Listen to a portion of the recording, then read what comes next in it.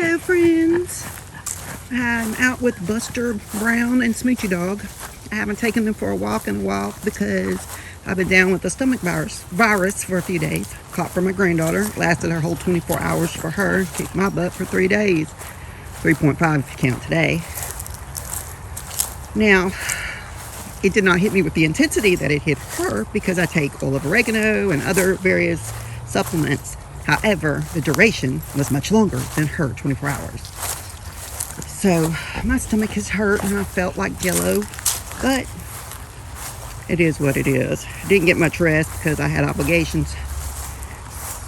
So anyhow, I'm gonna take these dogs back to the house, and we'll have our Bible study or reading or whatever.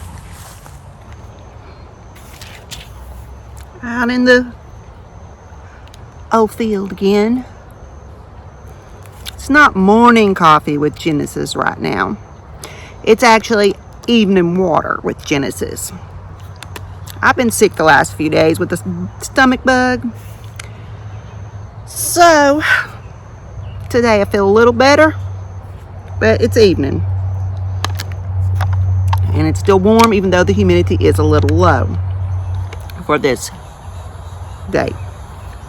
I'm still going to sweat no matter what. Anyway, we're going to get on with our Genesis readings from the One New Man Bible, revealing Jewish roots and power. Making sure don't have bugs on me. I heard a woodpecker. All right, we left off with Jacob wrestling with the Lord. Now it's time for him to meet Esau. And Jacob lifted up his eyes and looked, and there was Esau coming, and 400 men were with him. And he divided the children to Leah and to Rachel and to the 2 handmaids. And he put the handmaids and their children foremost. In other words, he put them in front. Leah and her children in the middle, and Rachel and Joseph last. He was making sure they were the most protected. He was not perfect. He did have his favorites, which caused problems. But later on in this story, as some of you well know, but God worked it all for good because he had a plan. It was all his plan. And Jacob crossed before them and bowed himself to the ground 7 times until he came near his brother.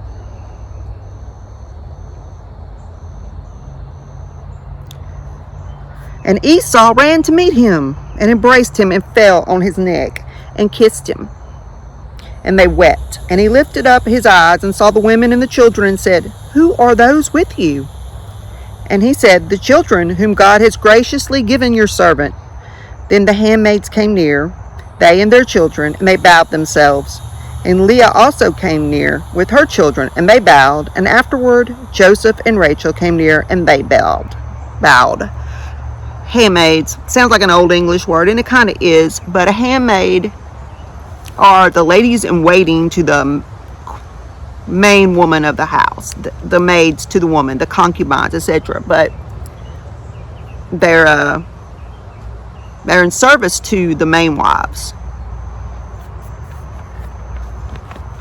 But they were probably concubines too, and he probably had other kids with them, but we're not certain here. But the 12 tribes are the main thing here. And he said, "What do you mean by this whole troop which I met?"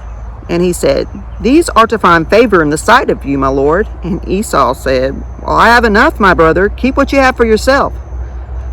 And Jacob said, "No, please. If I have now found favor in your sight, then take my present at my hand. For now that I have seen your face, as though I had seen the face of God, and you were pleased with me, please take my blessing that is brought to you, because God has dealt graciously with me, and because I have enough." And he urged him, and he took it. "Let us take our journey and go, and I shall go before you." And he said to him, "My Lord knows that the children are tender, and the flocks and herds with young are with me. And if men should overdrive them one day, all the flocks will die." In other words, if you hurry them too fast, they're going to pass out and die. He brought all this stuff to make up for what he did in the hopes that now that he has to return, that Esau won't hold a grudge of the sneakiness he did. Let my Lord please cross before his servant, and I shall lead on softly, according as the cattle that go before me, and the children are able to endure. Anthony and Duke. Anthony letting out that big burp for y'all to hear. He keeps referring to himself as Esau's servant as well.